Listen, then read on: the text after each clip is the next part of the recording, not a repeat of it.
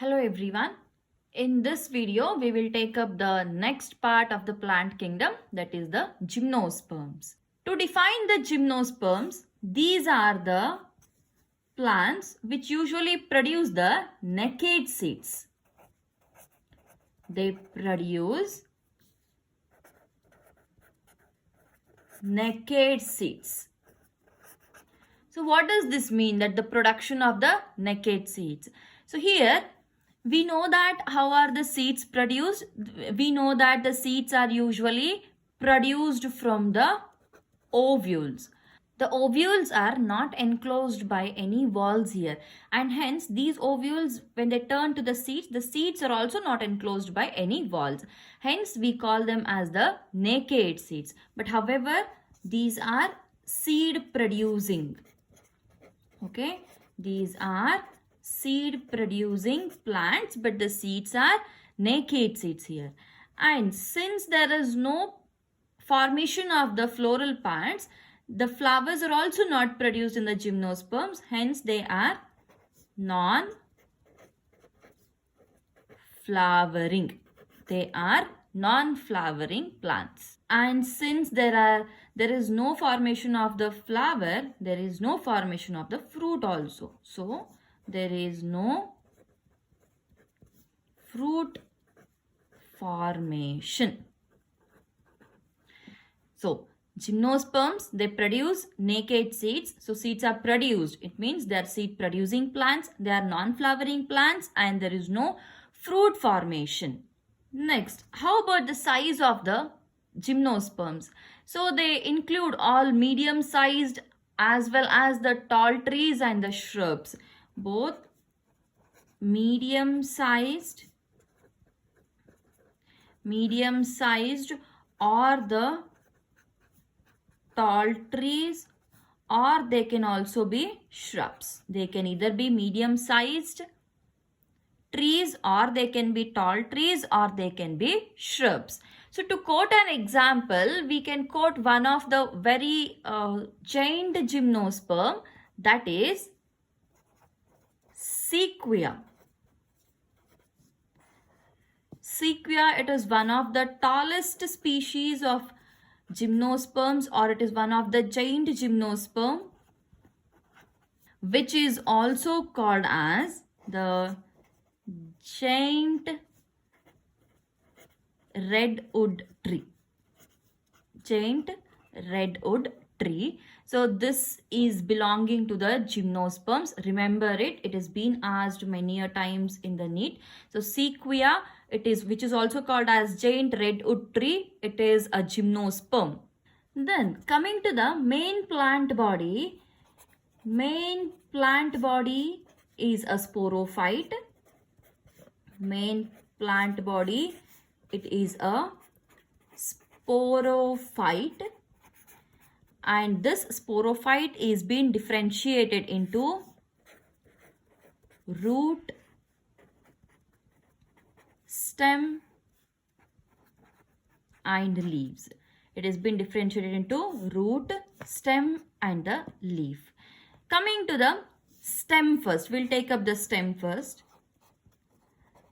In case of the stem, it can be unbranched. It can be unbranched or otherwise it can be branched. The stem can be unbranched or otherwise it can be branched. What do you mean by this unbranched? Unbranched means the structure of this is the main axis. Okay, this is the main axis, and from here, these are the branches present like this. So there is no branching as we see generally in case of the other species. This is an example of the cycas. Then branch structure. So here branch means this is a main axis, and then we have branches like this. And this is usually called as an acropetal manner. Acropetal arrangement. So branched, for example, for the branched gymnosperm, we can take it as a pinus here. So what happens in the pinus is the branches usually are arranged in an acropetal manner. Acropetal manner is older ones will be present at the bottom and the newer ones will be present at the top, and such an arrangement is called as an acropetal. It should have the appearance of a cone. So that is called as an acropetal succession or acropetal arrangement. So the stem can be unbranched or branched. Unbranched example is cycas, branched example is pinus. Then the next one is the leaf. Leaf can be simple. It can be simple or otherwise it can be compound leaf. It can be compound, and in compound it is usually pinnately compound leaf. What do you mean by the simple leaf? Simple leaf here, this is the axis and this is the petiole. Now the leaf margin is entire in case of the simple leaf. Even though there is an incision, the incision is not touching the midrib. So this is how a simple leaf is present. So the leaf margin should be entire, and if there is an incision, the incision is not touching the midrib. That is called as a simple leaf. In case of the compound leaf, what happens? So here we have the axis and this is a petiole. Now the incision is actually touching the midrib. Here is the midrib. So this incision will be touching the midrib like this, and when it is touching the midrib, this leaf looks like this. This is an example for the pinnately compound leaf. This is how the leaf looks like. That is, the incision is touching the margin here. Here the incision is not touching the margin, isn't it? So this is the stem or the main axis, and this is the stalk or the, and this becomes a midrib, and this is a leaf. So similarly here also, this is the axis and this is the stalk or the petiole, and then this is the leaf. Though there is an incision, it is not touching the midrib. So this is a simple leaf and this is the pinnately compound leaf. Well, one important thing which you have to remember about the leaves is these leaves are very well adapted to all the extreme climatic conditions like temperature or humidity or wind and other climatic conditions. They are very well adapted to all these extreme climatic conditions, and to adapt they have made some modifications here. That is, they have needle-like leaves, or the surface will be not wide. They'll be having needle-like leaves like this, and this is because it can easily reduce the evaporation or the transpiration. As in, the leaves are broader like this. If the leaves are broader like this, the surface area will be more for the evaporation and transpiration. And if the leaf surface is very needle-like like this, then the evaporation or the transpiration will be less because the surface area is less here. And at the same time, on these leaves, a thick cuticle and sunken stomata. A thick cuticle and sunken stomata is also present to reduce the water loss in case of gymnospermic leaves. Then moving on to the roots now. The roots here, they generally show taproot system. They generally show taproot system. A taproot system means we know that there is a radicle and a plumule in the embryo, and from the radicle the root originates, and from the plumule the stem originates. So the direct elongation of the radicle will produce a primary root like this, and now this primary root will give rise to the secondary roots and the tertiary roots, and together this primary, secondary, tertiary together are called as the taproot system. And this primary root we call it as the main axis. This is called as main axis or the primary root, and these are secondary roots and tertiary roots. So such a root or such a system of rooting is called as a taproot system. And then sometimes the root, they show fungal association. They show fungal association as in case of pinus. As in the case of the pinus. In case of pinus, what happens? See, if this is the axis and here are the roots present, there are some extra roots which are usually, they are underground only, but some part of that root will be protruding outside like this. So these roots, they are in association with the fungus, and the roots in association with fungus is called as mycorrhiza. It is called as mycorrhiza. It is an symbiotic association of the roots of the higher plants or higher trees with the fungus. So that is called as mycorrhiza. And an example for the mycorrhiza association of gymnosperms is the pinus.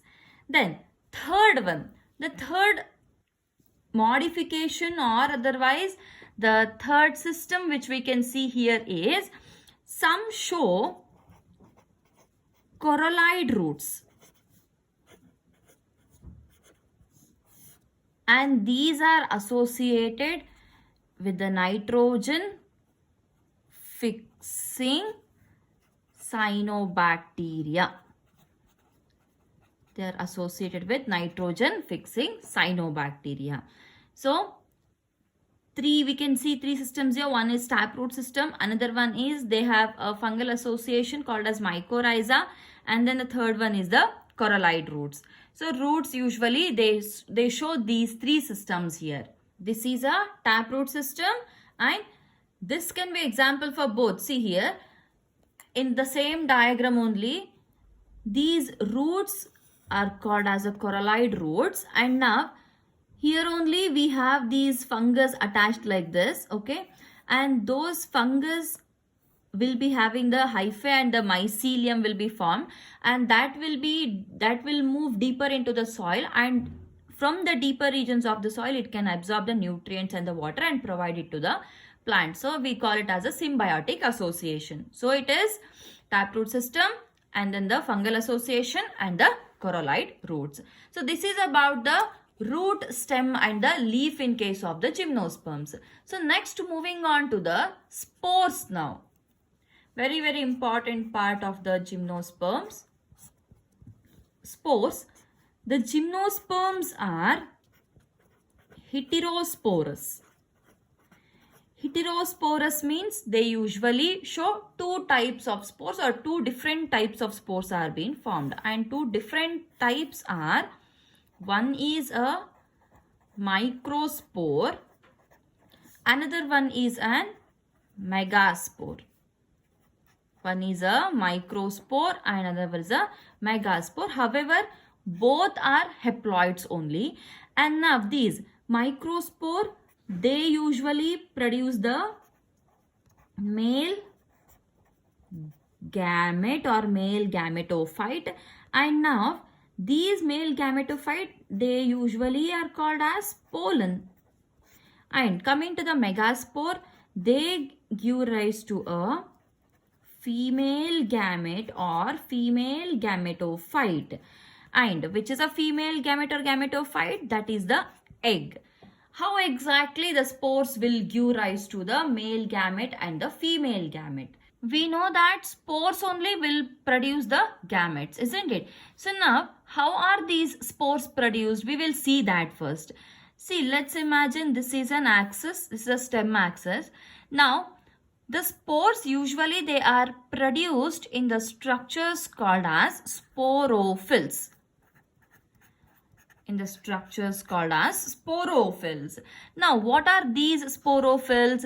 Sporophylls are the leaf-like structures, isn't it? These are the leaf-like structures in which the sporangia are present. We have seen it in the previous class. So now, these sporophylls, they have sporangia. They have sporangia, and inside the sporangia the spores are produced. Now how are these sporophylls produced? Sporophylls, they are usually produced on the branches like this. Let's imagine this is a branch here.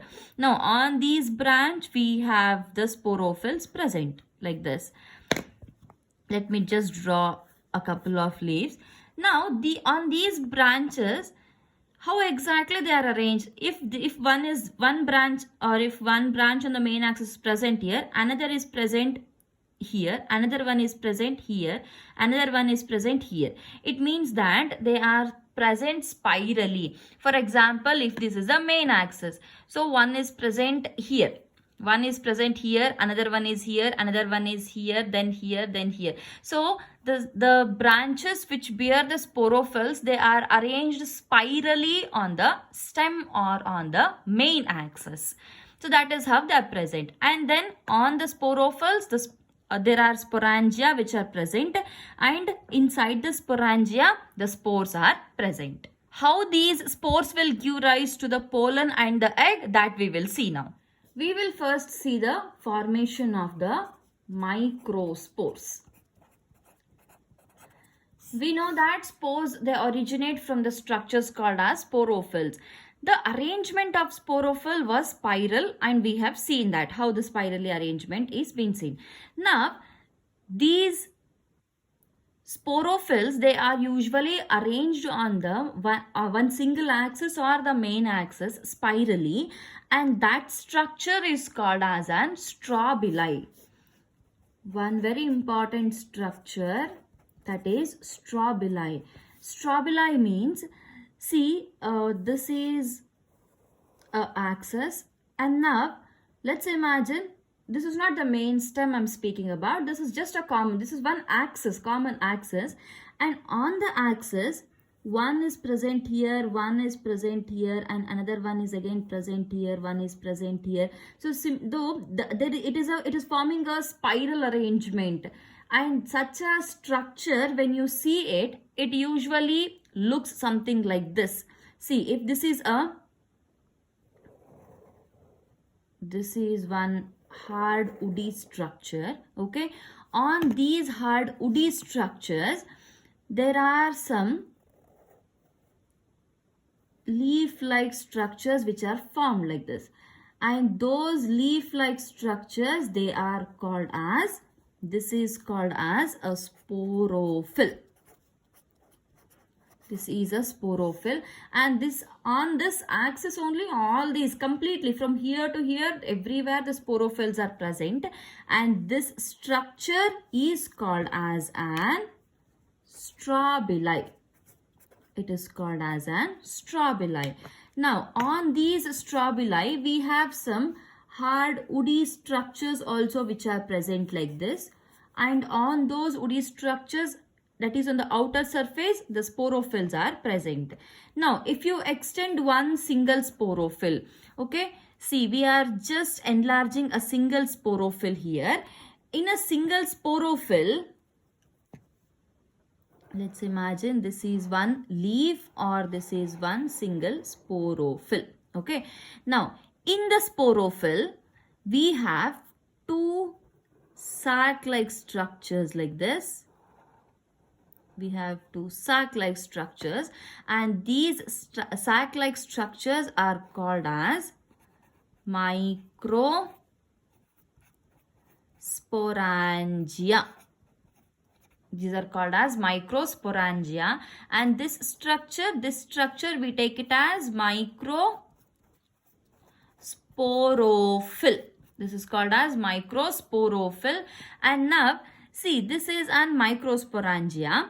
So this microsporangia itself will act as an ovule now. Inside the microsporangia, what is present? Inside the microsporangia there are spores present. There are spores, and now these spores are called as microspore mother cell. These are called as microspore mother cell. What happens to this microspore mother cell? This microspore mother cell, which is also shortly called as MMC. Both microspore mother cell, megaspore mother cell, we take it as MMC only. But you should be knowing, if it is pollen, this will be microspore. If it is an egg, then it will be a megaspore. Okay. So now this microspore mother cell, it will undergo meiosis. It undergoes meiosis and it forms the microspores. Then now these microspores will later on reduce to a structure called as pollen grain. Similarly, okay, this is about the microspores or how the pollens are formed. Similarly, if you look into a megaspore or if you look into a formation of an egg, how is that formed? We again have the same strobili here. Okay, this is one strobili. I'm just drawing a small structure now. Strobili. On the strobili, we have the megasporophylls. Previously, we called them as microsporophylls. Now we call them as megasporophylls. Let me name them. This is an megasporophyle. Now, this is a female strobili. Female strobili. The one which carries the microsporophyll is a male strobili. The one which carries the megasporophyll is a female strobili. Now, if you just enlarge one single megasporophyll, then the structure is, again, let's draw a leaf-like structure.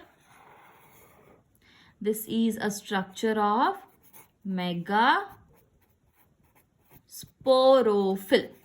Okay, this is a megasporophyll. Inside the megasporophyll, we have two megasporangia. Okay, now these two megasporangia, they have a structure called as ovule now, or the megasporangia itself is called as an ovule. Now these are ovules present. Inside the ovules, there is a mass of cell which is called as nucellus. Okay, this is a mass of cells and these mass of cells are called as nucellus. Among the cells of the nucellus, one single cell, okay, any cell, irrespective, there is no condition that only this cell should be there. Among these cells, one cell will now develop as an, or it will differentiate as an megaspore mother cell. Now, this megaspore mother cell, what happens here is, the megaspore mother cell will undergo meiosis. It will undergo meiosis, and after meiosis, it will form 4 megaspores. 1, 2, 3 and 4. 4 megaspores. Out of 4, 3 will degenerate. 3 will degenerate and 1 will develop into a female gametophyte. Female gametophyte. Remember, all this process is going on in this ovule only. Okay. Now, what happens? See, we have a female gametophyte and the remaining 3 will degenerate. Let's draw the structure of the female gametophyte. So now I'm just drawing this. See, this is all happening here only, isn't it? So I'm just drawing only this structure, that is ovule structure I'm drawing now. Let's imagine this is this structure, okay? We have a ovule present here. Now inside the ovule, this is all the nucellus part and only this is developing. This one single cell is now developed into a female gametophyte like this. Okay. Now in the female gametophyte, what do we have? In the female gametophyte, we have a egg. The structure of female gametophyte, that we will see a bit later in the next coming chapters. Now this is an egg cell inside the female gametophyte, which is also called as an embryo sac. Okay, the female gametophyte is also called as an embryo sac. Now what happens? See, we have a pollen on another side. This pollen will start germinating and it forms an pollen tube like this.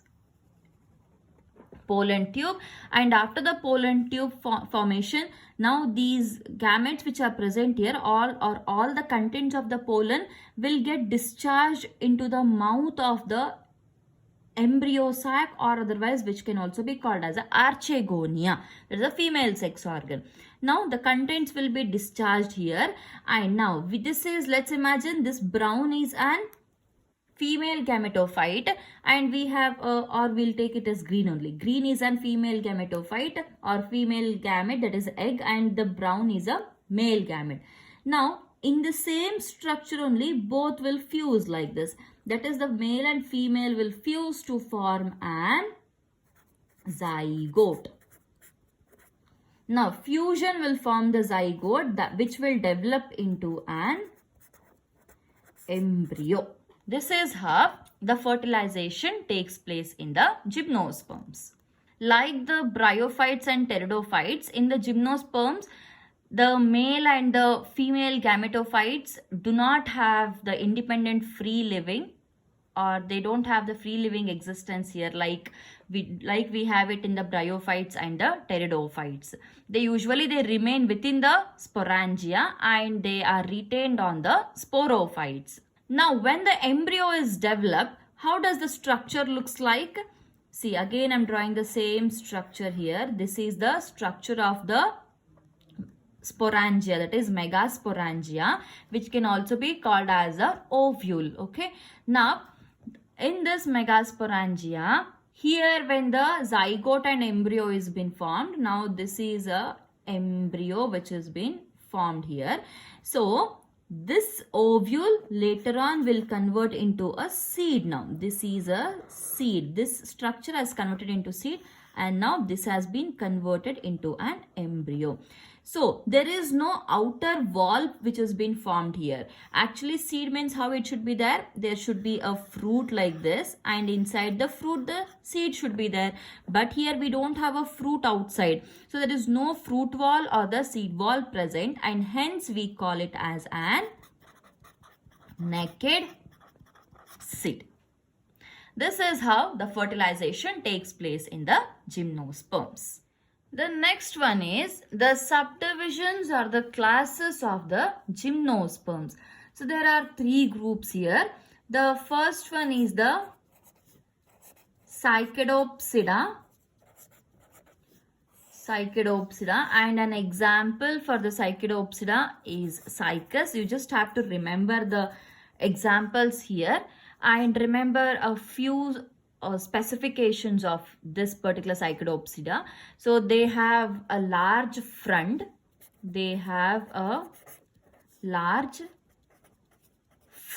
and they usually show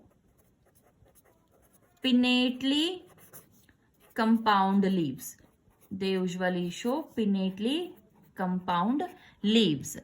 And then second one is Coniferopsida.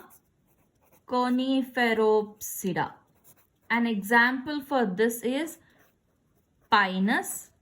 Again, very, very important example. And the specifications of this is they are usually large trees.